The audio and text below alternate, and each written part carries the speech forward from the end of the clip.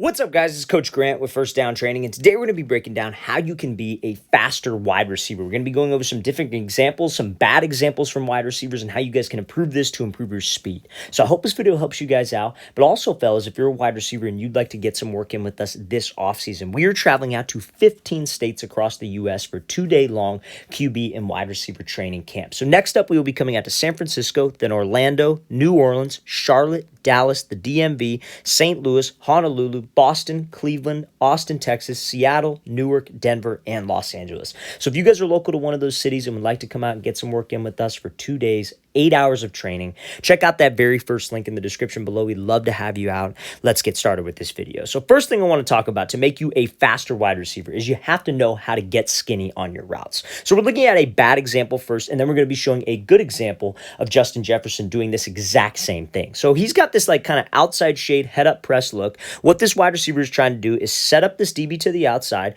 work him off his platform, and take the inside release. So what he does here is he attacks his leverage great, but he takes a very wide stem and does not get skinny right away. So that route needs to be faster. That route is actually kind of slow, right? So right off that release, that is a very slow release that can screw up timing with that quarterback. So what this wide receiver would do, how I would coach this up, he did the right idea. He set up this DB to the outside, but when we make a move off the line, fellas, we do not want to like push off of my cut leg and go lateral. I do not want to run this way and try to avoid the hand contact. To run a faster route, you have to be able to absorb that contact. You cannot be afraid of the contact. We need to be able to get hip to hip with this DB, aka getting skinny, to run a faster stem. So rather than trying to avoid the hands, let's just know how to beat this hand. So when he comes off of this break, we need to know, fellas, that when a DB is pressing us, trying to script time with the quarterback, whatever release I want to take, that's the arm I have to beat. So if I want to take an inside release, all I got to do is beat the inside arm, because the jam is just to screw up timing with my QB. To run that fast route, to be on time,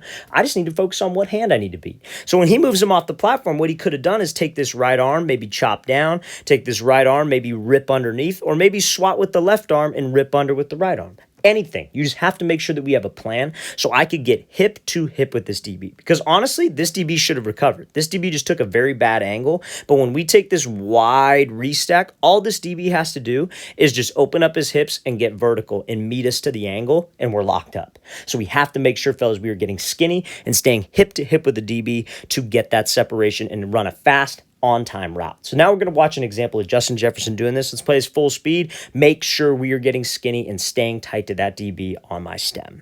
So Jefferson's kind of got the same idea. He's running a post. It's not like a post corner in the last example, but we have the same type of coverage, right? Kind of head up, a little bit outside shade. So what I would teach a receiver to do in this situation is, okay, let's attack his leverage. Let's try to get him to hold his leverage outside and take the inside release. Take what he gives you.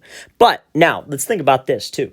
If this DB is outside shade, what does he have to the inside usually? Usually has safety help, right? So he's trying to force you to his help. So if you attack him, but then you run away from him and you're trying to avoid hands, trying to avoid getting skinny and not getting back on that straight line, running a fast route, you're going to run right into his safety help. So let's play this full speed. So Diggs does a great job setting him up, staying skinny, being able to get into his cushion, and then running that post. That could have been a dig too as well. It's the same type of concept. I would teach it the exact same way. So he goes here off the line, sets him up to the outside, but look, he's not even worried about the left hand of the DB. He's just worried about this right hand. He knows that if he could beat that hand, we get off the jam and my route stays a lot faster. So when he swats that hand, you see, he just dips underneath with the right arm. Watch where his hips are. Hip to hip with the DB.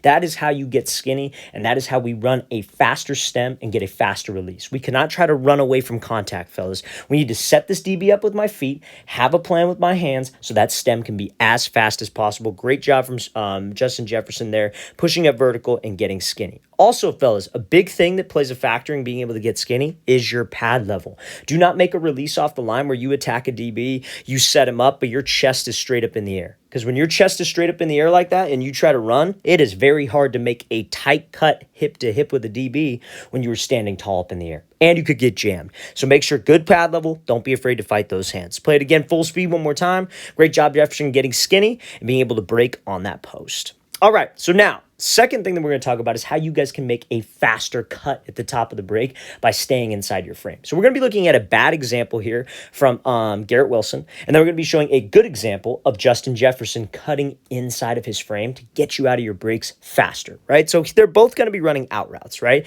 So Garrett Wilson, when he makes this cut, he reaches. So look at these steps, these extra steps, because fellas, these extra steps matter. Not against a scrub DB, but they matter against a good DB. When you have a talented DB, a disciplined guy, has good technique, maybe he's even faster than you, these little things 100% of the time matters. So many wide receivers, when they go up to a break point, they will try to over-exaggerate. They try to over-exaggerate this cut. They reach outside their frame, and they end up striking the ground on their heel first. So you see how he's striking the ground heel first. Now, Garrett Wilson, don't get me wrong, great route runner, very explosive, very good. This is just an example that can teach you guys how to cut correctly, right? Because even the best in the world will make this type of mistake. But if you guys can avoid this, think about the separation that you can get at a high school level, at a youth level, going against DBs who maybe aren't as talented as this guy. So when he makes this break, reaches outside of his frame. By outside of his frame, I mean like he's stepping way outside of his shoulders. So naturally, when you guys reach on something, what strikes the ground first? Going to be your heel. So when your heel hits the ground, you see how his foot kind of flattens right there. So when your foot flattens like this, your leg is essentially like extended. That weight from your foot is kind of like almost shooting up into your body. So to make a faster cut, you guys want to be able to push off of the middle arch of your foot. You guys stick, that foot is normally like inside of your frame underneath your shoulder, and that's going to be in the example of Justin Jefferson that we show in a second. But to get that speed and explosion, you need to push off of this foot. But when you strike heel toe and that leg extends like so, you cannot push off of that. So essentially you're just sticking, you're just cutting and stopping in the grass. You're not pushing, you're not accelerating out of the break. So what ends up happening is you take these extra steps. You see where his next step is here, then his third step. Those are 3 steps in place when it should have been 1. Now, again, this is very, very easy for me to just sit down and tell you all this, right? It's a lot easier said than done. It's hard to be able to run full speed and cut off of 1 foot. But we're going to show the example of Jefferson in a second on how to do that. But we just cannot reach. Fellas, when you reach outside your frame, you lose all explosion and you lose all speed. Make sure that we keep that cut inside my frame. The way I think of it is that you want to keep your cut, like you want to think when you're running routes, you want to keep your chest slightly past your waist. And when you cut, it's just in stride. We're not trying to overemphasize it. It is sudden as possible, but we're keeping it inside my frame. Let's play this thing again, full speed one more time. Again, not a bad idea. Just reached outside of his frame, and that's why we took those extra steps. And that can happen to anybody, like we were saying, fellas. So now let's look at Justin Jefferson run this exact same route, but you see the difference in cuts here. Now, when he makes this cut, I want you to see, does he reach or is it inside of his frame? It's inside his frame. Where does he strike the ground? Striking the ground on that middle arch of his foot. So when he does decide to make that break, and again, these are not things that these guys are thinking about, fellas. I don't want you guys to misread that. These are things that they have worked on over and over and over again with their drill work, with their routes versus air. Those little details that you think don't matter in practice, that is what translates to an actual live game scenario. So when he makes this break, he don't have to think about this. It's just inside his frame because he thought about it in practice. He thought about it in drill work, so he doesn't have to think about it in the game. So watch where his next step is on this break. See the difference where he's here, where that step is actually taking him down the 90-degree out route, where Garrett Wilson's step was almost in place. Now look at his third step. Stick one. His third step's already maybe a yard or 2 off of where he cut. That is how you drive out of a break, and that is how you get more speed out of your breaks. Keep that cut inside that frame. Focus on striking on that middle ball of your foot and pushing off that middle arch of your foot. That's where my explosion and that's where my speed can come from. Let's play this thing again full speed. So to run a faster route, to get more separation at that break point, keep that cut inside your frame so we can drive. All right, so now this next example here we're looking at from DK Metcalf, and this is a way that you guys can run faster routes by selling vertical by putting your head down. So I don't think that, as a wide receiver, you need to be faster than everybody. When you're trying to get separation, if you get a DB who's quicker than you don't necessarily need to be, I got to be faster than that guy or else I'm not going to get open. Certainly it makes it easier for the DB when he's faster than you. But selling vertical and creating separation, which is what matters at the end of the day, comes down to your body language and how hard you're running, not necessarily how fast you're running. Because think about this. If you were racing a guy who had even speed as you, and you started out like this, and he started out like a DB, and you were just running 40 yards, so he was going to win, and he had to start out in a back pedal stance, and he had to open up his hips, you should dust him by 3 yards every single time. Now, here's the thing. You guys are the same exact speed, but you will beat him because he started out that way. That's how you have to think about running routes, but you have to be a salesman with it. So to run a faster route, or to maybe make it seem like you're running a faster route, Metcalf shows a great example of how putting your head down and having a good body language can do so. So when you're running up into a route, great thing that you can do is, everybody talks about, you want to have your eyes directly forward, but sometimes you get that little extra boost when maybe you're running a comeback, a stop route, a dig, a curl, anything where you have to snap down, is maybe you put your head down to accelerate, to make it look like we are running hard, to make it look like we're running as hard as we possibly can. So he comes off this ball here, you see head down. That is that sole position right there. Good pad level, running in full stride, having full speed by keeping his head down. That entire thing looks like what? Looks like a fade. And being a salesman, making it look like you're running as hard as you can with no intentions of slowing down is how you can run a faster route, is how you can get more separation, because that's what matters at the end of the day.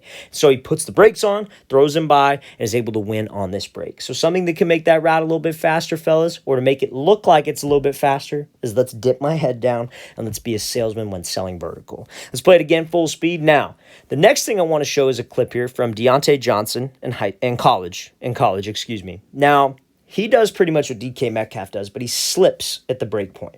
Because now I say this, you want to run full speed, you want to keep your head down, you want to sell vertical, but like I said before, it's a lot easier said than done. You have to be able to have great hips at your break point, great cuts at the break point to be able to make that change of direction when you're running hard. So let's play this full speed. So he comes off here, takes the inside release, head down, and then when he breaks, he slips, right? He still makes the catch, still gets separation, but you watch when he makes this cut. He's a little bit too far leaning back, right? Like his pad level is back, his legs are almost extended, he's striking the ground on his heels, so he slips. Because it's all good. Selling fade's all good until you can't get out of the break, right? That's where everybody struggles with it.